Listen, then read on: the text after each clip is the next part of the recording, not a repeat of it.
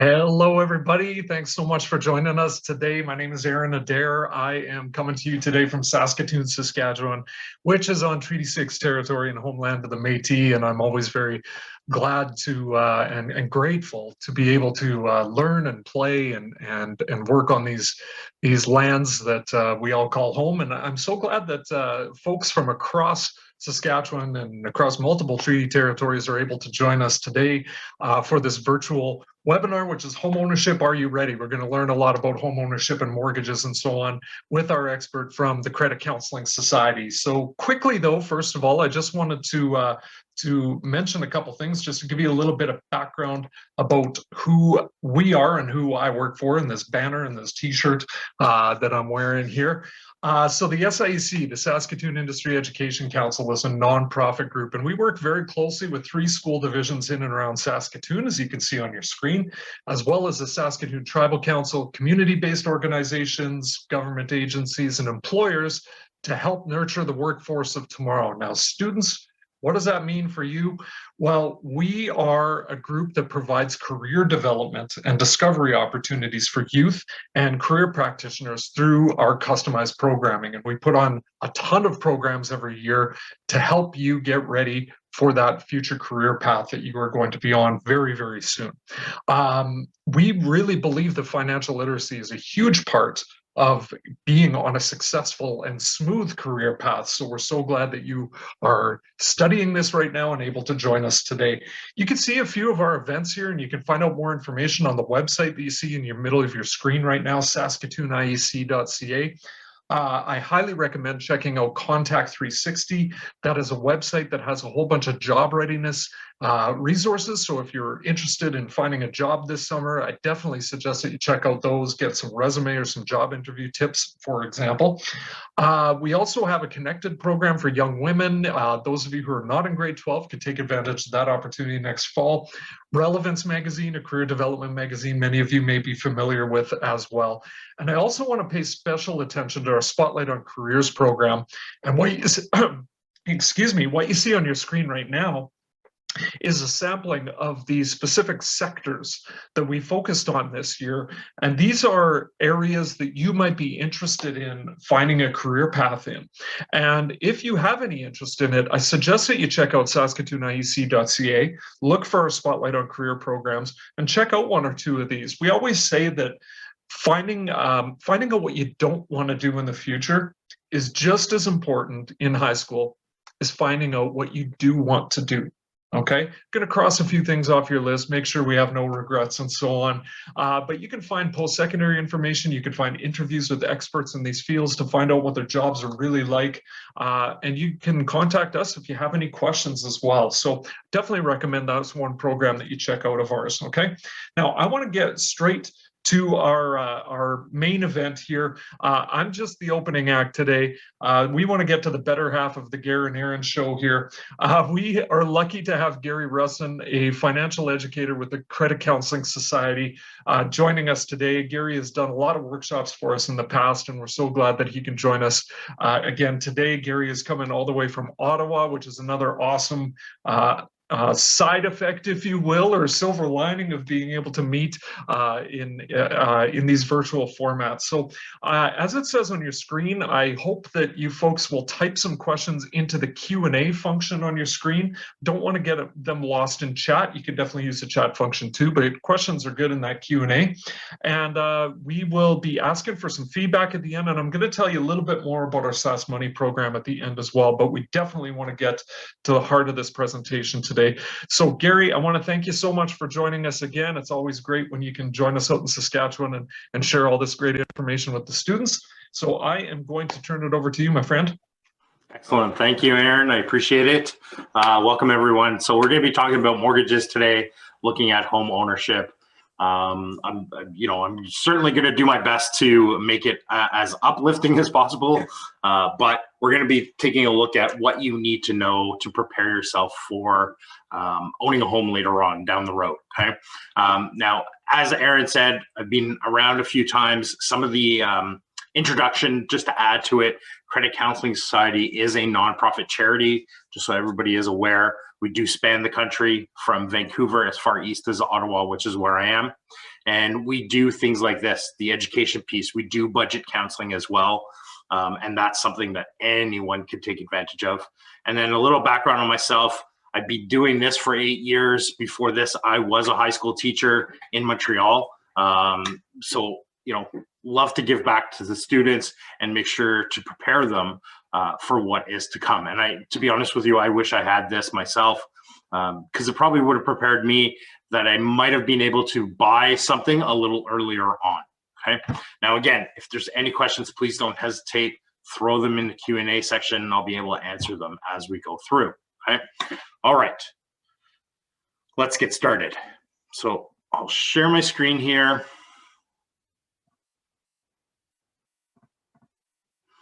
Now, home ownership, just taking a look at it and so we can totally understand it. Our mission here at CCS is we educate, we give hope. And here are the reasons we're seeing for financial trouble right now across the country: unemployment and underemployment. The underemployment is huge right now, where a lot of us are working and just feeling that we can't make ends meet. Not able to pay for everything, not able to sometimes even pay for food, even though we are working. So the underemployment is coming up. A lot of our clients are saying that is contributing to the financial trouble.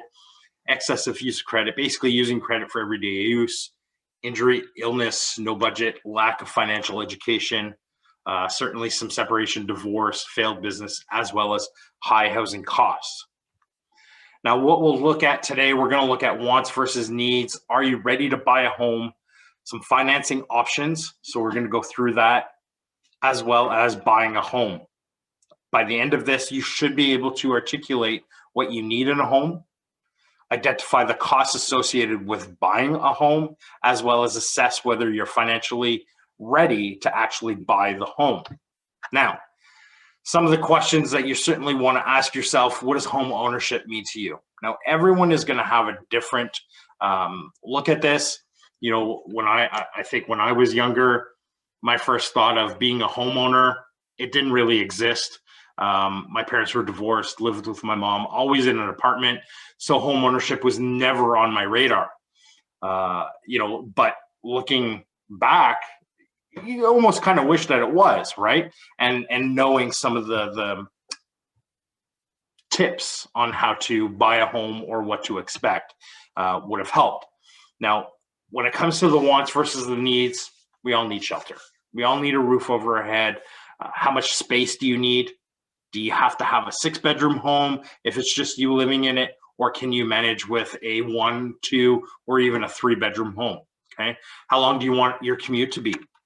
Now, I'm really not sure, obviously, the commutes in Saskatchewan, but certainly to give you an idea, here in Toronto, like Ottawa, Toronto, Ontario, looking at Toronto, people are moving more and more outside the city, and they are willing to commute 1 to 2 hours, sometimes even 3 hours to get to work. So you're commuting, let's say, 2 hours there and 2 hours home. So you're losing 4 hours of your day just in your car, okay? So you need to figure that out. How long do you want to have your commute to be? What specifically do you want different that you might have now? And what do you want to buy?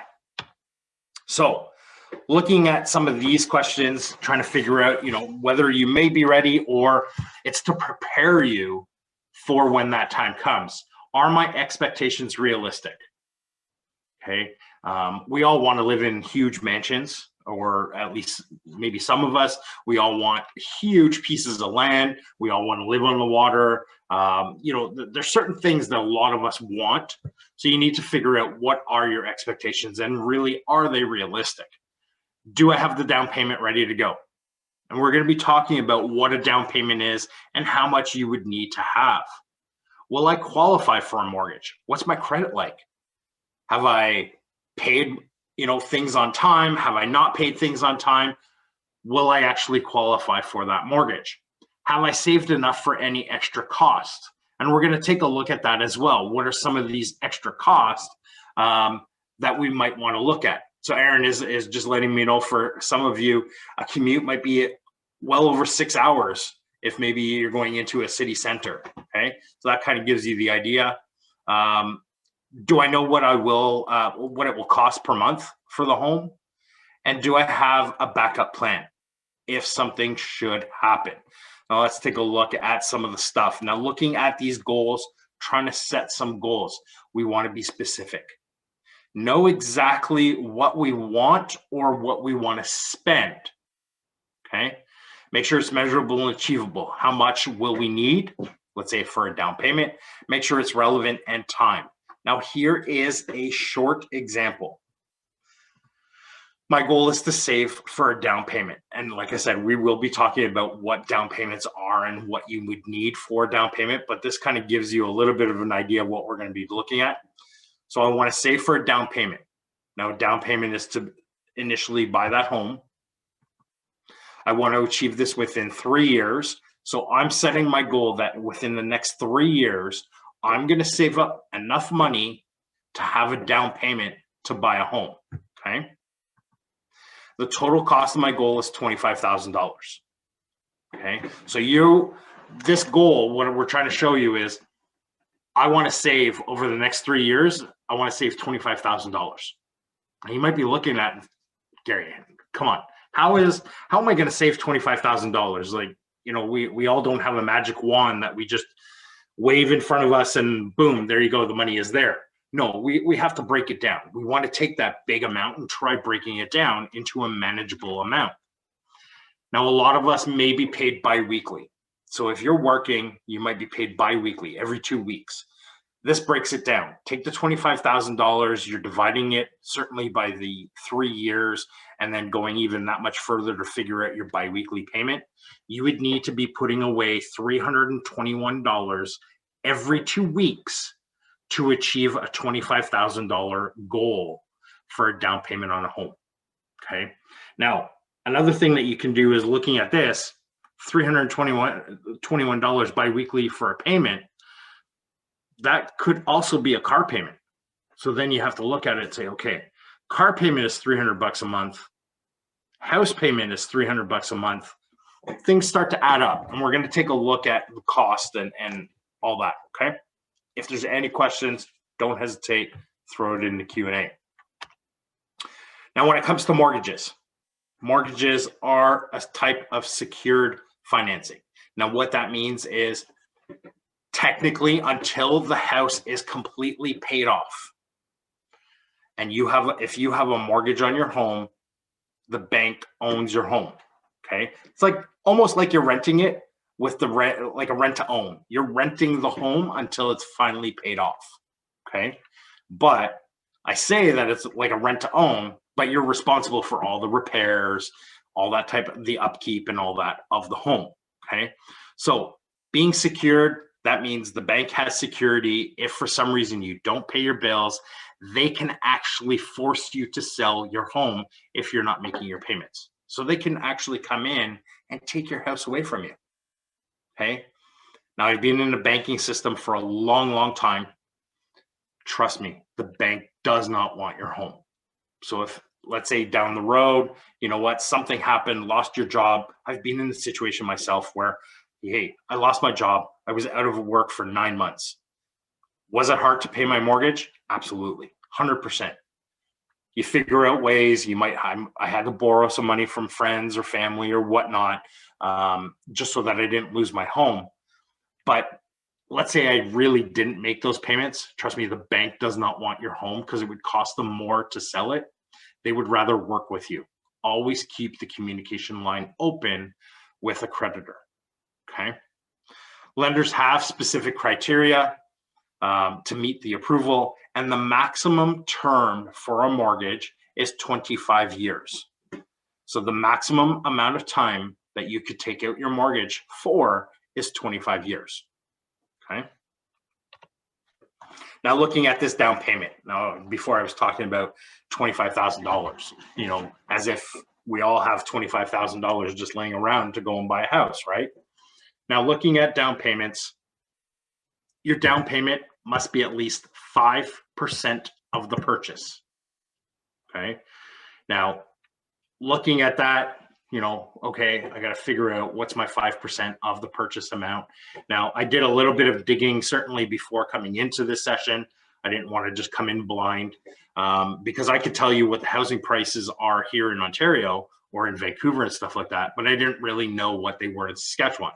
So I looked, and the average price for a home in Saskatchewan, and granted, it is taking all of the province and giving an average, okay? So the average cost for a home was just over $334,000, okay? So you would have to take, okay, let's say it's $335,000. Let's take 5% of that.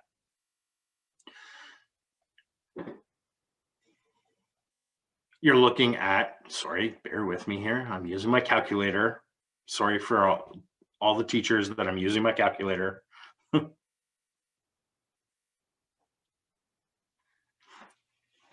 So you're looking at just over 15 grand that you would need as a down payment for a home, okay?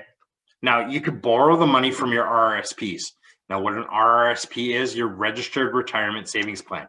So if you do have some of that funds put away for retirement, you can actually use some of that money to put down for your down payment, okay? You do have to pay it back, and you can withdraw up to $35,000 from your RRSPs. It has to be paid back within 15 years, okay?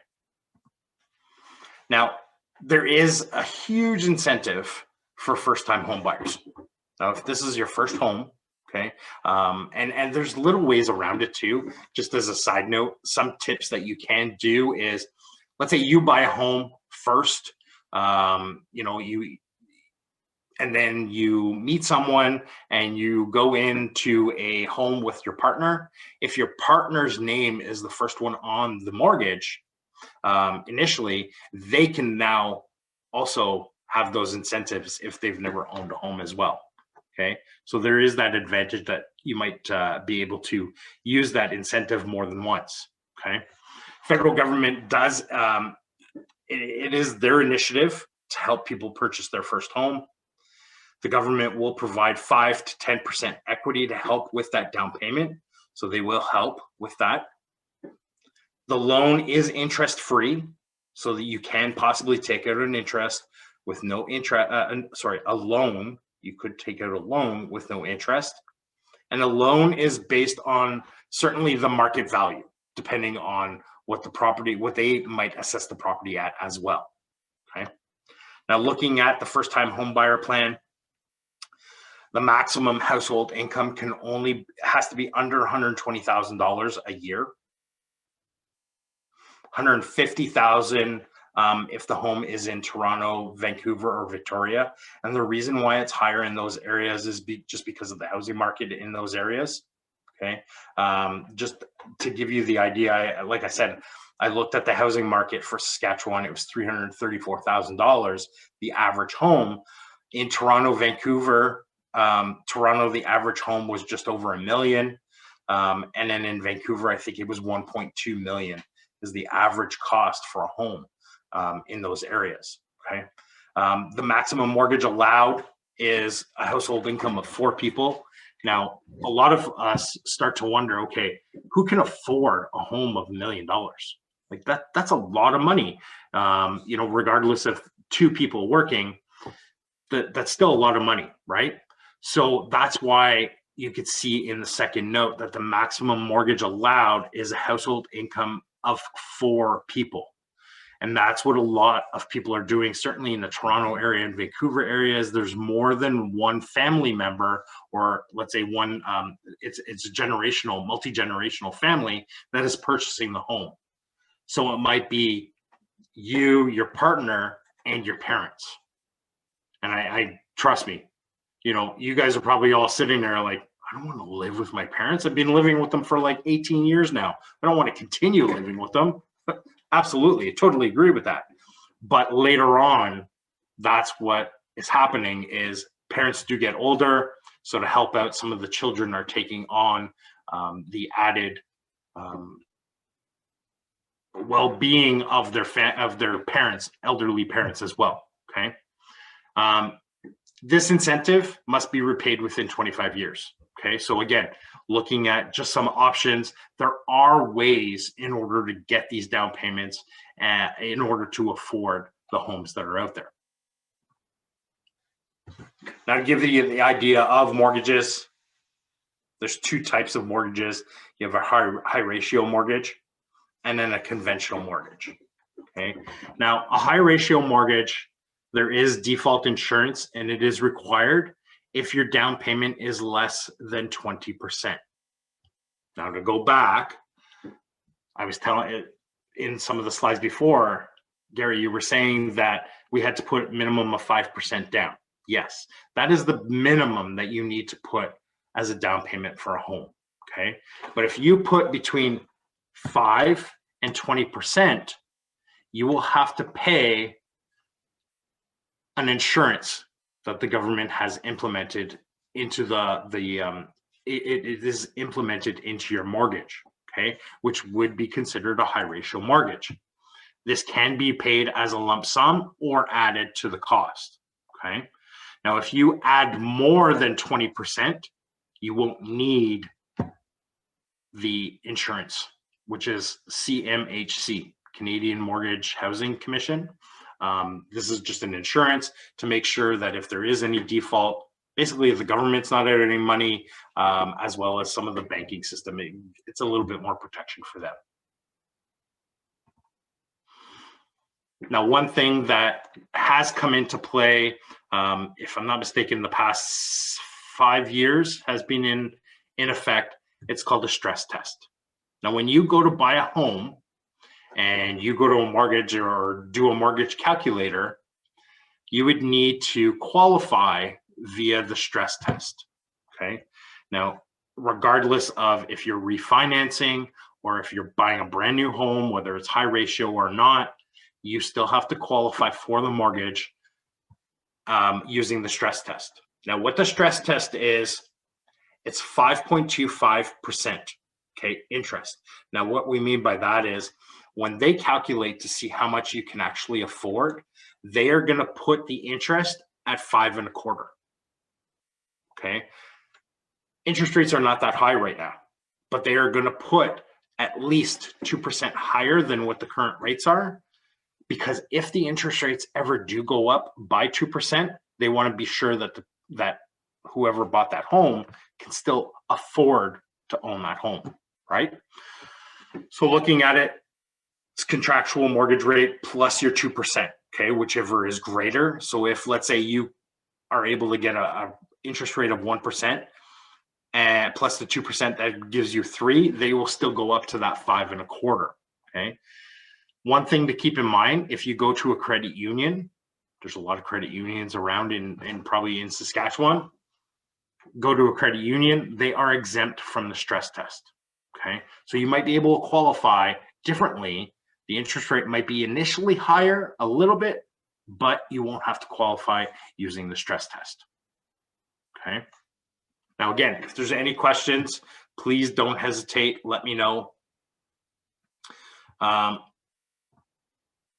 One thing I will like to show you, and this is something that, you know, a lot of teachers, especially, if you weren't aware of a lot of this stuff, FCAC, Financial Consumer Agency of Canada, has a ton of resources available.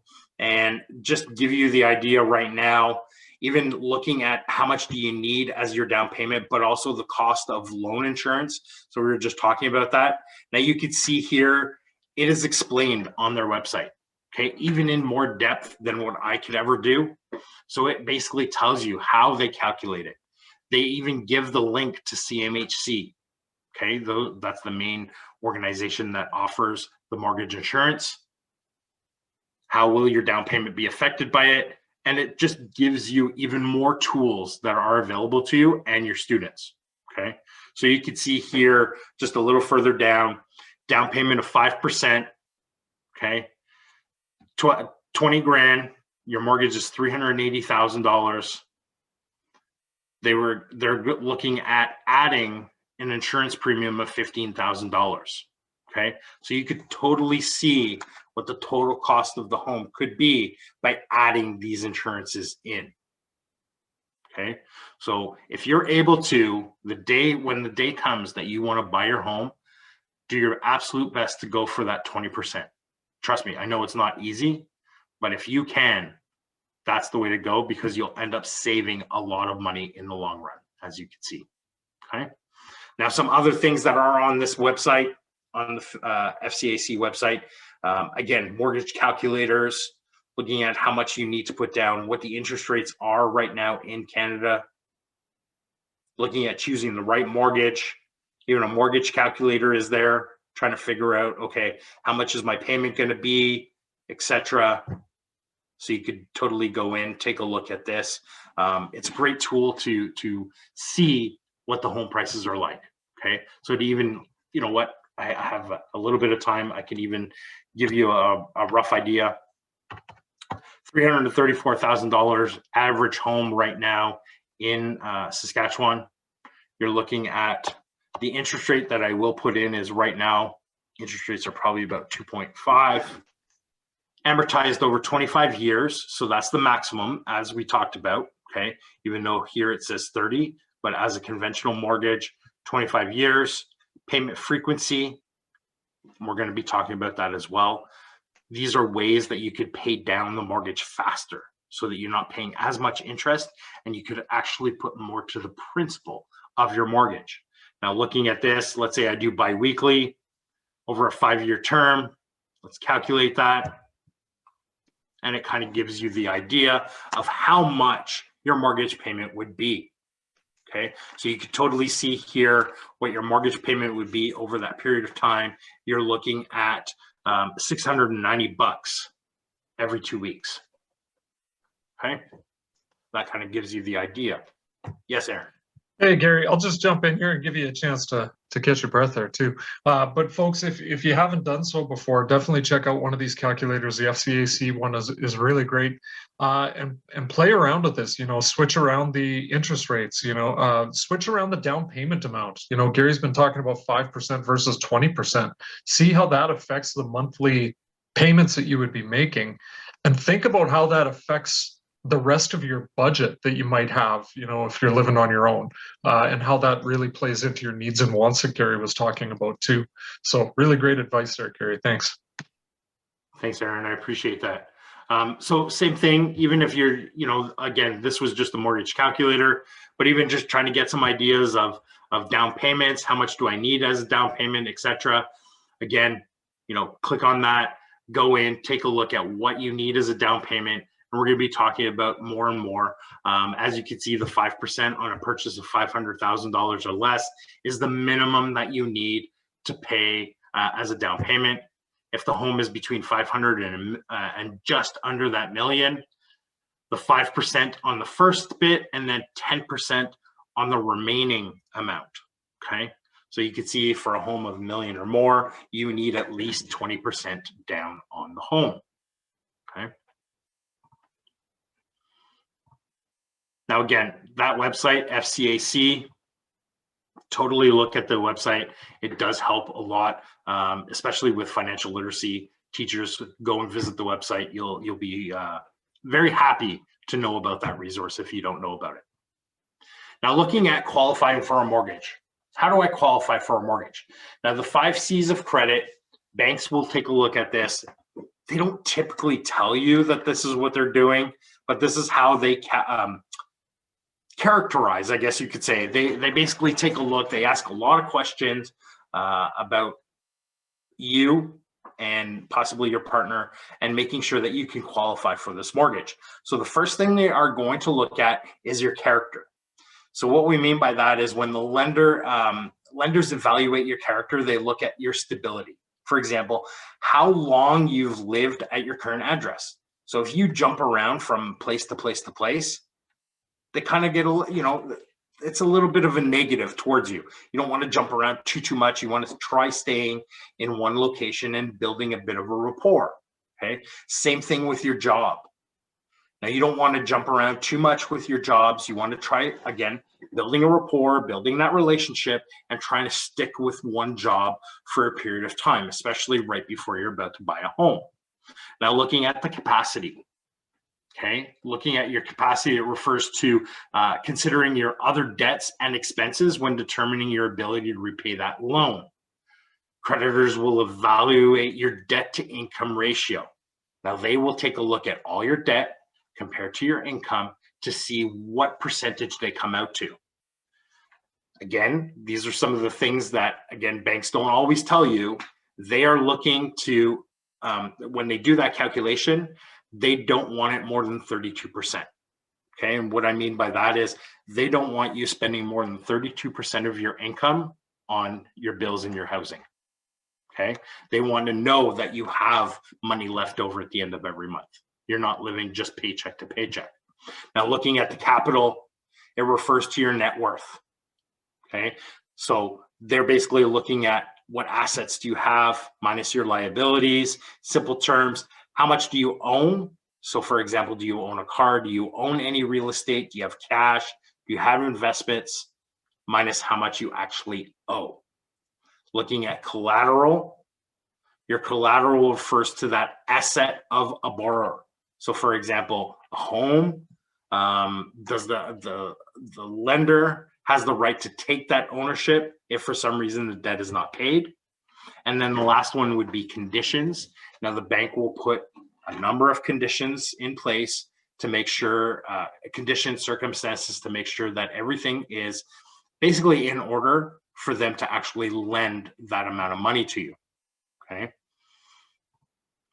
Now, looking at your credit score, they will look at your credit score. They will be able to determine just by your credit score whether or not you can actually afford your house. Do you pay your bills? Okay, so looking at your credit score, it is that predictor. Credit scores range from 300 to 900. You want to be as close to 900 as possible. The higher the number, the less risk you are to that lender. Okay, now how is your credit score calculated? Big portion of it is your payment history. 35% of it is your payment history. Now you might be sitting there and saying, I don't have a credit card. Why do I need to know this? Well, the reason why you would need to know something like this, especially about your credit score, is it's not even if you get a credit card, it's more when you get a credit card, you need to make your payments on time. You need to make sure that you are up to date on a regular basis on your credit card. Now, if for some reason you default or don't pay what you have purchased on your credit card, this can not only affect you right away, it could affect you for a long period of time, and it can actually stop you from buying a home down the road.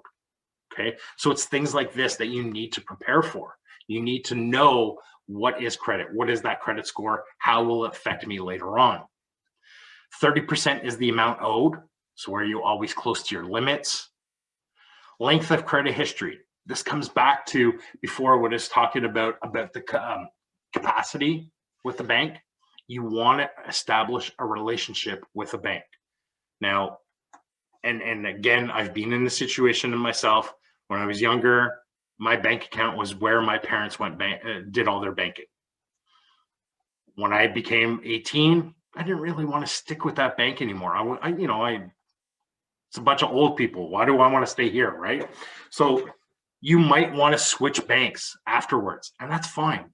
Switch banks, become your own person.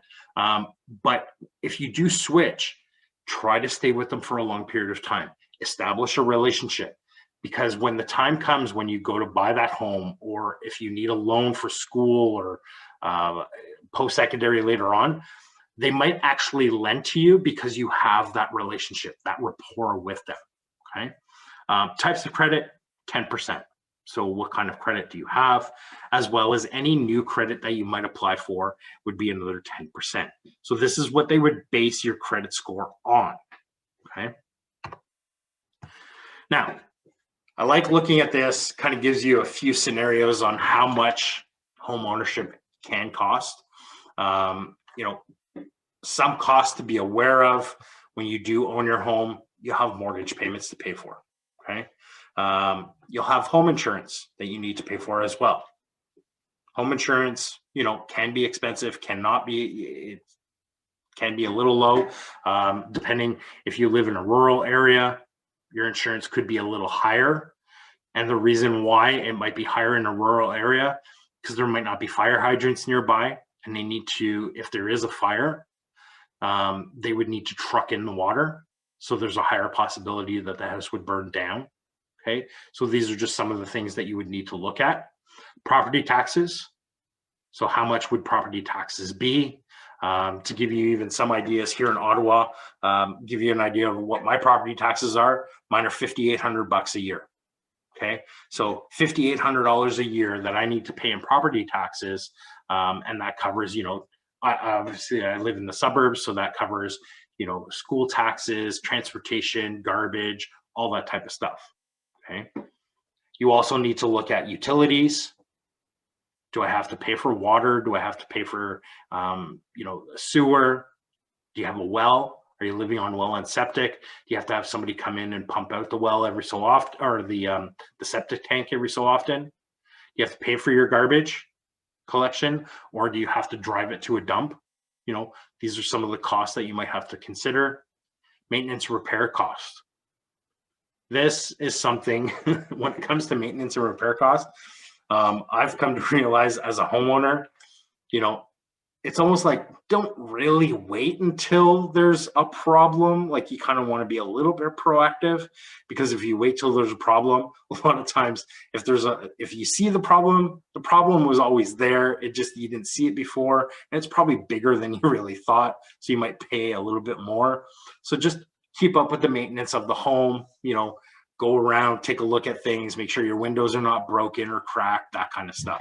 Okay. And then don't forget about furnishing. I don't think we're all going to sit on camping chairs in the house.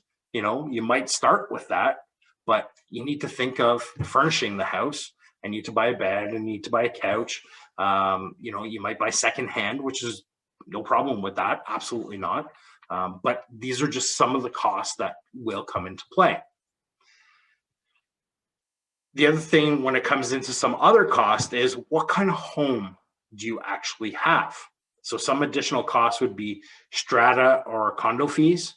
So are you living in a condo or a homeowner association, and some of these fees might apply? Okay, like a row townhome or a condo or something like that. You technically own it, but you still have to pay these homeowner association fees. So that means that major repairs would be covered by the condo. Okay, which could be a good thing and a bad thing in the long run. What about rental or pet restrictions? You know, if you're living in a condo, a townhome, or a row home, depending on what they're called in your area, some of them, you know, condos and stuff might not allow pets. You have to pay for parking. Okay, these are costs that might add up. And then any other assessments or special levies. So something to keep in mind as well with a townhome or a row home, you might have to give access to your neighbors to go through your yard. So these are just added things to keep in mind when buying a home. So who are some of the people that are involved in purchasing your home? So when it comes to it, the realtor, you know, these are the ones that are out there trying to either sell your home, help buy you a home. They're finding places in your price range. Okay. By this point, if you're looking at talking to a realtor and you're looking at homes, you're already pre-approved. Okay, so you already got a pre-approval from the bank. You know, you've gone to the bank, Gary, you're pre-approved for $300,000. This would be the interest rate. So you're going to go out with your realtor and try finding places in your price range. Pardon me, like if you're pre-approved for $300,000, you're not going out looking for a $500,000 home, because you're only pre-approved for 300, right? The other question then would be, do I actually go out and look for a home of $300,000?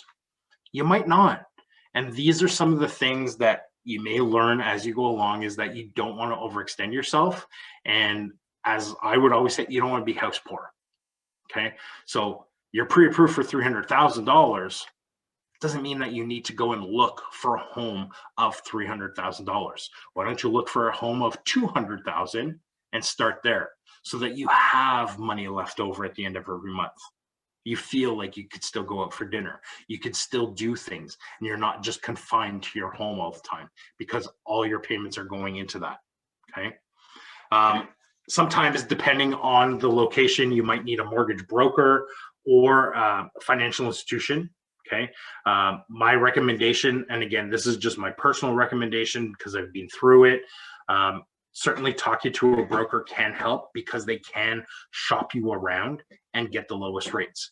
Whereas if you just go into one financial institution, you're relying on just their rates, okay? Whereas a broker can shop around to multiple places and find the lowest rate out there, okay? And a lot of times now, mortgage brokers, there's no initial fee to you. They collect funds from where they bring the business, okay? You might need a home inspector. So when you go out and you actually purchase your home, sometimes conditions that you might put on is that you have to inspect the home to make sure that it's up to par before you finalize the purchase. Now, this is a regular thing for most. I know in Toronto and Vancouver, because of the housing market, people are actually waiving this. And if you've ever watched Mike Holmes on TV, it's something that you don't want to do, okay? Now, a home inspector usually can cost anywhere between $500 and $1,000 to come in and inspect the home that you potentially want to buy, okay? And I will take a look at what they're going to look at. You might need a lawyer, or sorry, not might. It's either going to be a lawyer or a notary, depending on your area. And those costs can be quite high as well. And you need to have the funds beyond your down payment to pay for some of these things. Now, a lot of these things that you're seeing that I'm showing you are not actually part of your mortgage. This is all stuff that's going to be coming out of your pocket. So here's an example. So you've come up with, you're ready to buy your home. You've come up with $25,000 to put as your down payment, okay? So you've purchased your home for $300,000, let's just say, and you're putting $25,000 down. So that means your mortgage is going to be $275,000, okay? Your property taxes are roughly $2,500 for the year. You may have to pay a transfer tax. Now, this is typically going to be if you already own a home. If you're a first-time home buyer, a lot of times that transfer tax will be waived, okay, because it's your first home. A transfer tax, it could be called a welcome tax, and it's usually for people who have previously owned a home. There may be realtor fees, okay, and that's only applicable to the seller. To give you an idea, here in Ottawa, a realtor charges 5%, okay? And what I mean by that, 5% of the sale price, okay? Initial deposit for some utilities, $250. Now, what I mean by that is if you've never had utilities in your name, you may have to be required to put a $250 deposit down to make sure that you're going to pay your bills because they don't have any previous relationship with you. You do get the money back, but that's still an initial amount of money that has to come out of your pocket before even buying the home. Legal fees, it says roughly $1,000. I recently did some, refinanced my home. It was $1,800 in legal fees, okay? So I'll finish this up, Christina, and then I'll come to the questions. Inspection, roughly $500. Homeowner insurance, roughly $1,200 for the year. And then moving cost. You might do it yourself, you know, get your friends and stuff. You give them pizza and whatever else, beverages to go with it to move you, or you pay a company.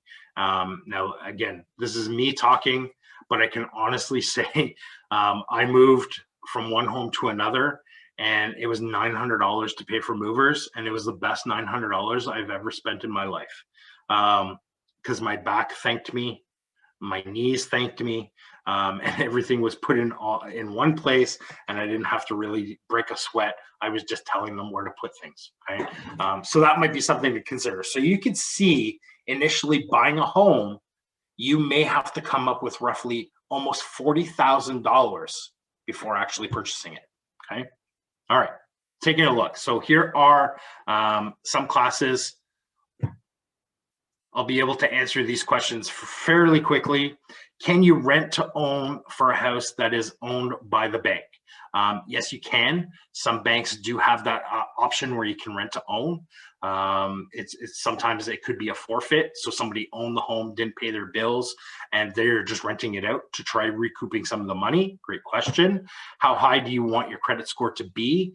As close to 900 as possible. In the 16 plus years of me being in the financial world, to be honest with you, anything over 850, I've seen very few.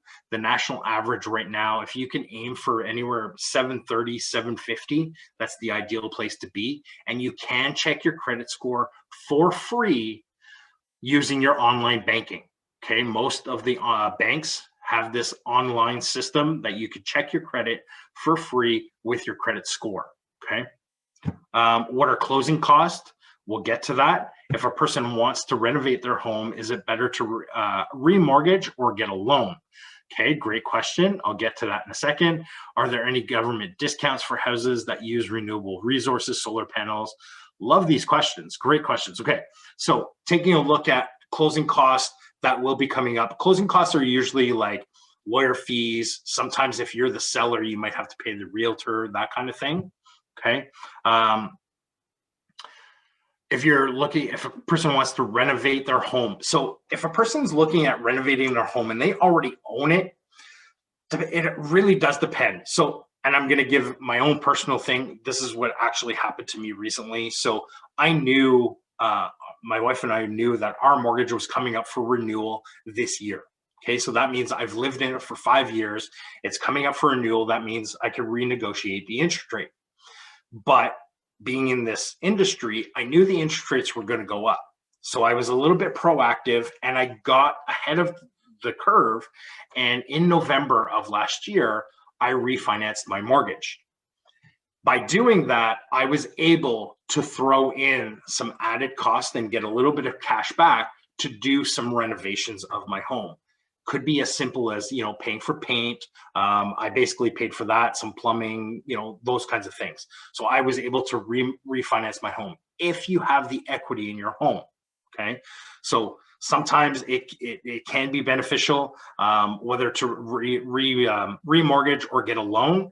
Remortgaging gives you the lower interest rate. Okay. Are there government discounts for housing, solar panels? Absolutely. There certainly is, provincial and federal. Okay, so the solar panels, you're going to pay a huge amount upfront, but in the long run, you will save money. Okay, and you can take advantage of not only federal, but provincial discounts as well. And is the money from your RSP tax-free when using it for your down payment? Yes, it is. 100% it is tax-free, and you just need to repay it within the 15-year time frame.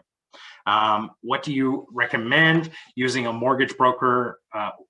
So absolutely go with a broker. Myself personally, I would say go with a broker because they will be able to shop around for the lowest rates out there instead of just relying on one bank.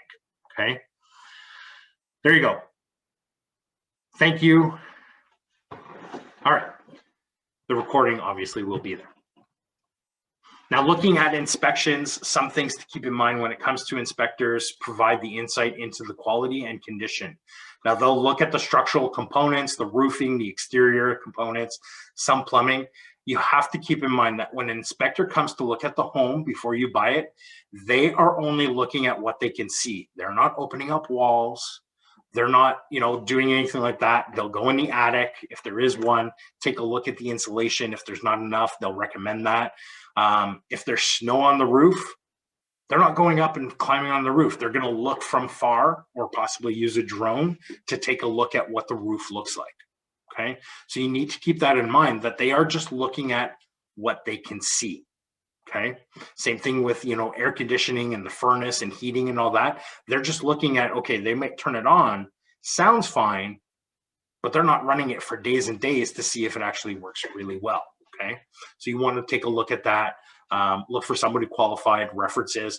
A lot of times the realtor will know people as well. Okay. Now this kind of gives you the idea of cost comparison. Now looking at this, you could totally see the differences between the two. Obviously this is showing you that a rental is cheaper, 100%. But, I guess I'm still in that mind frame of the way my parents put it into my head is, why would I rent for my entire life and make somebody else rich, right? Why would I keep paying rentals and give my money to somebody that owns the home and I'm just patting their pocket with money, right?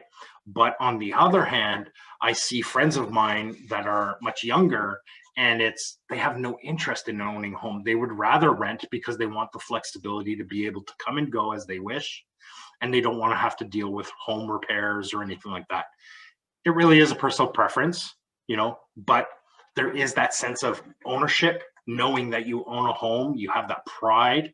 Doesn't matter what it looks like. You're going to make it what you want it to be, right? Especially if you're a handy person, rent something or buy something that might need a little bit of TLC. Because you're good at renovating, you can change it into what you want. Okay, you could save on all that labor. Some things to consider: try it on for size.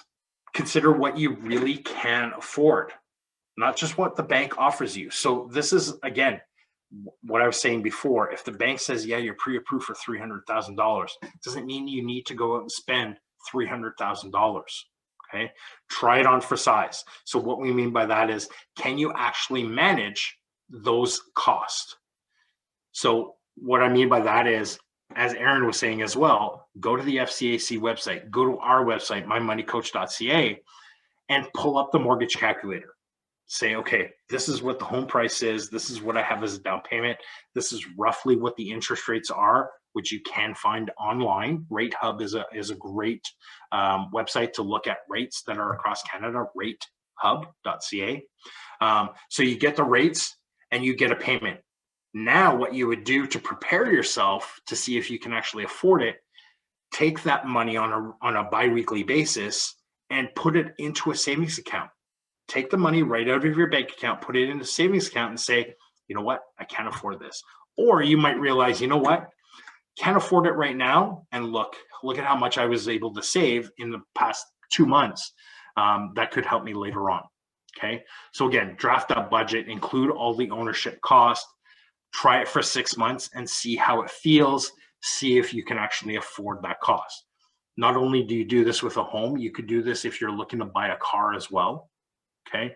If you're looking to one day, lease something, finance something, or even buy something used, take the money, get a rough idea of what the cost is, break that number down, and try putting that money away for the next 6 months to see if you can actually afford it. Now, some things to consider when it comes to purchasing, what's more important, location versus space. Do I have to be close to everything? Do I need to be in the suburbs? Do I need to be close to a city center? Or do I want space? I don't want anybody next to me. I don't want to, share a wall with someone. I want acreage. Again, some of you might live in these type of locations. I'd love to go and live basically where nobody is around me and I have no neighbors. The closest neighbor is 20 minutes away. I'd love that. Unfortunately, my wife and kids wouldn't. So I have to make some sacrifices myself. I want to be able to have land that I could go out and hunt.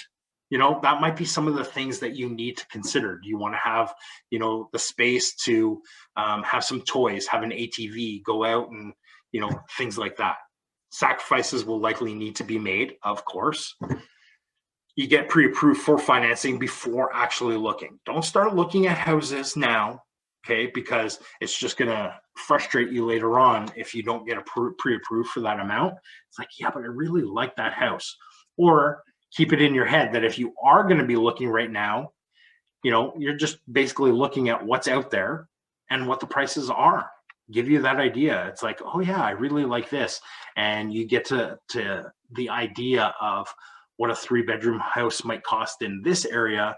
But if you drive an hour from where you currently live, it's a lot cheaper, right? So these are just some of the things that you might want to look at. Consider your long-term plans and needs as well, okay? So looking at some tips to keep in mind: buy only what you need, test drive having a mortgage, account for all the extra costs before setting that goal and buying that home, okay? And we do have the tools available on our website, mymoneycoach.ca. Now, some other things to keep in mind when it comes to even purchasing or some of the costs that might come into play, you know, like we were talking about before, movers come into play. You know, even if you're not paying for the movers, but you have to rent the truck, you know, how much is that truck going to cost to move all your furniture? You know, if your friends and family is helping you, are you going to feed them? Are you going to give them beverages or just water? You know, these kinds of things will add up and add to your cost of purchasing that home, right? The other thing is, when you move in, you might not like the paint that was up on the walls. Paint is one of these things where it is that cheaper cosmetic thing to save a little bit of money. Changing the paint color can actually really change the look and feel of a room just by changing the paint color. You know, do I spend $60 on a can of paint, or do I gut the entire house? Right? So these are some of the things that you might want to look at. Again, there's so many DIY things like on social media right now. You might venture out and try doing some of the home renos yourself. Okay, that might be something. Again, this is just my opinion. My recommendation, when it comes to electrical and plumbing, please let the experts do it. I know there is a cost to that, but always let them do it. If you're anything like me, I've tried my hand in plumbing. It doesn't always work. I've had a few leaks along the way. And when it comes to electrical, again, same thing. You know, I change the odd light fixture. I don't really think you need an electrician for that, but you know, you got to be prepared. Even changing a light fixture, you got to be prepared for a little shock here and there. Your hair might stand up for a week after that, but you're okay. You know, so these are just some of the things that you need to consider. Okay. Now, hopefully, by looking at this, you are able to articulate what you need in a home. Okay, so these are some of the things. Again, looking back, do I need a 3-bedroom home? Do I need a 4-bedroom home? I don't have any kids. It's just me. These are some of the things to consider. As well, looking at the need in a home, consider even buying a home with a friend. Okay, going in, purchasing something, or even asking your parents to help with that. That might help as well. Okay, identify the costs associated with buying the home and assess whether you are financially ready to actually purchase it. Okay, so these are some of the things to look at. Some additional resources: you can visit our website, mymoneycoach.ca, or visit us on Twitter and follow us there. We have a lot of resources available to you as well. And if you do want extra help budgeting or anything like that, you can call us and we'd be able to help you with any of those things. Okay. Now, I know a lot are leaving. I don't want to keep anybody longer than what they need to. Aaron, I'll hand it back off to you. Awesome. Thanks so much, Gary. That's such an awesome overview and a great introduction for these students. And I think, I mean, one of the messages that I want to get across to the students too is just knowing that there are experts out there who can help you is something that I hope will empower you in the future. I think it's a big part of financial literacy and financial resilience. Knowing that there's great organizations like the Credit Cousling Society, we sing their praises all the time and just think they do such great work for Canadians. And thinking about those, you know, Gary's talking about mortgage brokers and all of these different people in the home buying process who can help you, you know, ask, you know, do your research of who can help and and choose people, like Gary said, who come highly recommended, have good reviews, and that's something that can help you in the future, because it's a complicated process. My wife and I are actually going through a move right now, and Gary, you help me with a checklist. I'm like, oh, I got to do that. I got to do that. But I definitely see, we had to consider that wants versus needs, even though we're well into our career now, and thinking about sacrifices we have to make based on what we want, right? And so I think that is such great advice. So Gary, I just want to thank you again for joining us today. I appreciate it. Thank you. Awesome. And folks, I know that our time is running short, but just a couple of things for you here. Apologies, I'm needing to share something with you here. Here we go. There we go. So I just wanted to remind you that SaskMoney is a program by the SIEC that has a lot of financial literacy information on it. I suggest that you check it out. Lots of events that we host and programs that you could take part in. And I hope that you do check this out in the future. Just tons of resources on there that will be valuable for you in the future. Now, these two projects from the Canadian Foundation of Economic Education have wrapped up in terms of submissions. I know some people watching today probably submitted, but I do want you to think about this for the future. If you're not in grade 12, about entering in 2023, they're just fantastic opportunities for young people exploring financial literacy.